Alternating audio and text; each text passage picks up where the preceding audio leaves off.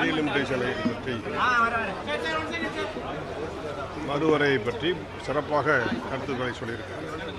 என்ன சொல்லியிருக்கிறார்கள் என்றால், பெரிய ஊராட்சிகளை பிரிக்க வேண்டும் என்று நாம் பிரிக்கிறோம், பெரிய ஒன்றியங்களை பிரிக்க வேண்டும் என்று நாம் பிரித்துக் கொண்டிருக்கிறோம், பெரிய தாலுகாக்களை இரண்டாக பிரிக்கிறோம், பெரிய கோட்டங்களை இரண்டாக பிரிக்கிறோம், மாவட்டங்களை இரண்டாக பிரிக்கிறோம். இது நடக்கும்.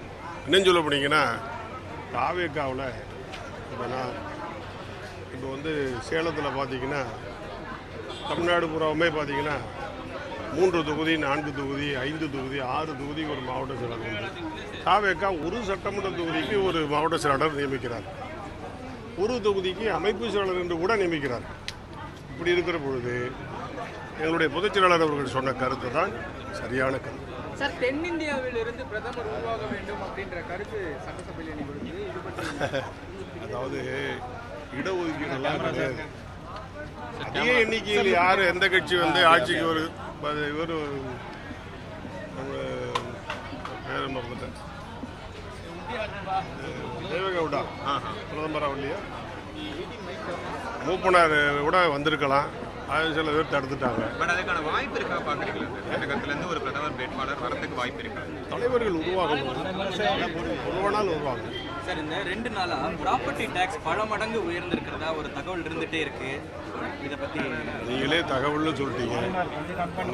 வெளிப்படையாக மாநகராட்சியில எல்லாம் அதிகமா டாக்ஸ் வந்திருக்கு எங்களுக்கு அப்படின்னு மக்கள் சொல்றாங்க. இல்லை, சொத்து வரியை பொறுத்தவரை சட்டமன்றத்தில் எதுவும் வரல, சட்டமன்றத்தில் எதுவும் வரல. சொத்து வரியை குறித்து வசூலிப்பவர்கள் இருக்கலாம், இல்லை குறைவான இடத்திற்கான வரியை போட்டிருக்கலாம். அதை அளவு செய்து கூடுதலாக நியமித்திருக்கிறது. வரி இல்லாத துறையில் இருந்து மட்டும் 60 நாட்களில் 15,000 கோடி வருவாய் கிட்டியதாக சட்டசபையிலும் அதிமுக எப்படி சார் 15,000 கோடிக்கான அந்த பணம் எங்கிருந்து வந்திருக்கிறது என்பதை பற்றி நிதியமைச்சர் அவர்கள் ஒவ்வொரு துறையிலிருந்து வந்திருப்பதை பற்றி இங்கே சொல்லியிருக்கிறார். நேற்று முன்தினம் அதிமுகவினுடைய சட்டமன்ற உறுப்பினர் சி வி சண்முகம் அவர் சில குற்றச்சாட்டுகளை வச்சிருக்காரு. இதை எப்படி பார்க்குறோம்?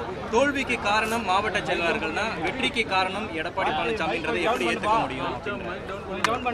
அதாவது அனைத்து இந்திய அண்ணா திராவிட முன்னேற்ற கழகம் என்பது பொதுச் செயலாளருக்கு கட்டுப்பட்ட கட்சி. பொதுச் செயலாளர் எடுக்கிற முடிவுக்கு கட்டுப்படுகிற தீர்மானத்தை ஒவ்வொரு தேர்தலிலும் செயற்குழுவும் பொதுக்குழுவும் பொதுச் செயலாளருக்கு வழங்குகிறது. இதில் எந்த கேள்விக்கே இடமில்லை. தலைமைக்கு எதிராக செயல்படுறாரு, நடவடிக்கை எடுக்கக்கூடிய வாய்ப்பு இருக்கா? ஏன் நடவடிக்கை எடுக்கப்பட்டார்? சி வி சண்முகம் தலைமைக்கு எதிராக தான் குற்றச்சாட்டை வைக்கிறார். எடுப்பாங்க.